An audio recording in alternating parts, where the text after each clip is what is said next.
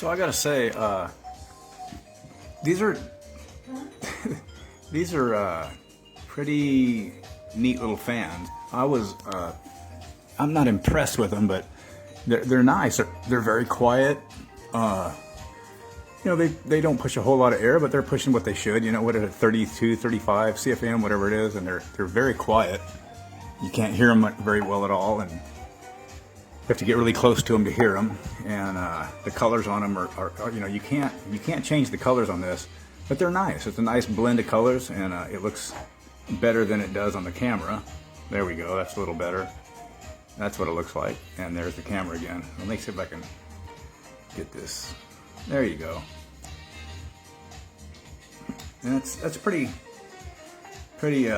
colorful, and it looks nice. It's got nice. It's a nice color to it, I guess you could say.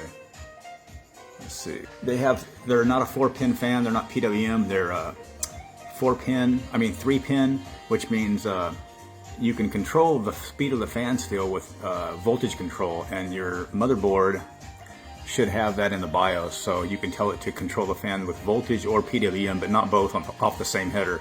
So you'll have to make a choice whether you just want them to run wide open like this, or you want to tell your motherboard if you have them plugged into a header. I have mine plugged into a header, and then I have this controller here. But this controller, being controlled by the motherboard, is controlled with pulse width modulation, because all these fans are 4-pin fans. So you can control them with pulse width modulation, which is a better form of energy. It saves energy, and it's just more accurate than voltage control. But if you don't have, if you all have 3-pin fans, you can just tell your motherboard, if it supports it, to control it with voltage control. That's how all the motherboards did it before PWM fans came about. And you know, for the price, they're $5 each, $25 I think, or $21 for 5 fans. I don't know if the mean time between failure is accurate or not, but if it is, I think I calculated it out. I'll put it in the review, something like 5 or 6 years at 24 hours a day. You know, so they're not bad fans. You know, they sound pretty good. They push a decent amount of air. They're not just blowing my hand up or anything, but they're pushing air out. You know, they're doing a decent job, and they're quiet. They're very quiet. The fan material is a very, very thick plastic around here. It does not flex at all. It's a very, very, very, very, very stiff fan.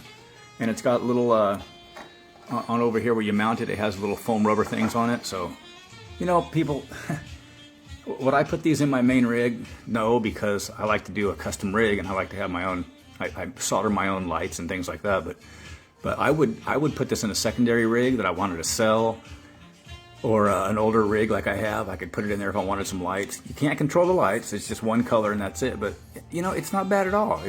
They're not bad fans. For the price, you know, I got to give these a high rating, because the price, you know, they're $25 I think, or $21 for 5 fans. It's pretty amazing. And here you go right here, see?